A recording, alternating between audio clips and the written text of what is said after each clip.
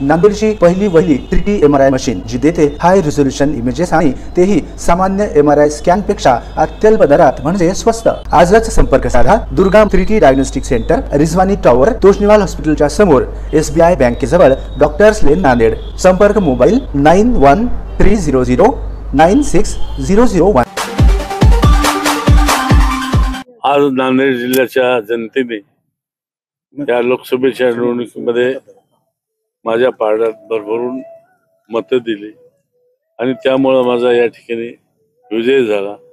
मी नांदेड जिल्ह्यातल्या मतदारांना माझ्या वतीने मी या ठिकाणी अभिनंदन करतो, आभार मानतो। अशोक चव्हाण हे पूर्वाश्रमीचे काँग्रेसचे नेते आहेत।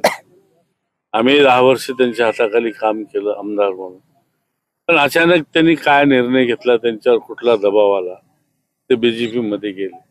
पण हे लोकांना सहन झालं नाही, कारण ज्या लोकांनी त्यांच्या करता मारामाऱ्या केल्या, केसेस नोंदवले, त्यांच्यावर एवढं प्रेम देत असताना त्यांनी न सांगता त्यांनी आपला हा निर्णय घेतला, त्याच्यामुळे जनतेमध्ये असंतोष आहे।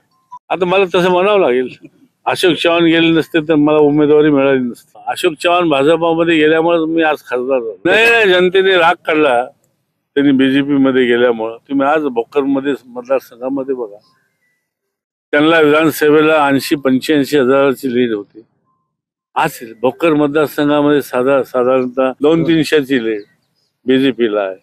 म्हणजे लोकांना अमान्य होतं ते। देशात राज्यात त्यांची ताकद आहे, पण जनतेनं ऐकलं नाही ना। शेवटी जनता ही सर्वश्रेष्ठ आहे। जनतेने हातात घेतली निवडणूक आणि जनता जे ठरवून जनशक्तीचा विजय, पराभव झाला। जरांगे पाटलांनी जो आंदोलन केलं, खरं म्हणजे त्याचा परिणाम या ठिकाणी मला काँग्रेस पक्षाला म्हणून फायदा झाला।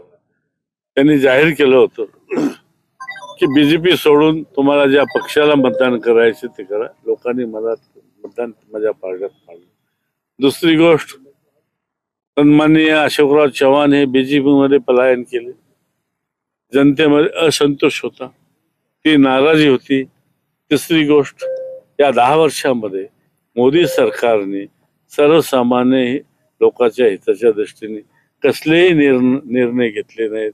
आज या देशामध्ये महागाई आहे, सूचित बेकारी वाढली, शेतीमालाला भाव नाही, व्यापाऱ्यांना GST द्यावी लागते। हे अनेक प्रकरण या 10 वर्षामध्ये आज जनता सोसत आहे। म्हणून जनतेने सुद्धा हे कंटाळून आज काँग्रेसच्या पाठीशी, आणि तुम्ही बघा महाराष्ट्रामध्ये कौल सर्वसाधारण काँग्रेसच्या पाठीशी उभा ठाकले। नांदेड़ के कई लोग आपको जानते भी नहीं, लेकिन उन्होंने आपको वोट दिया।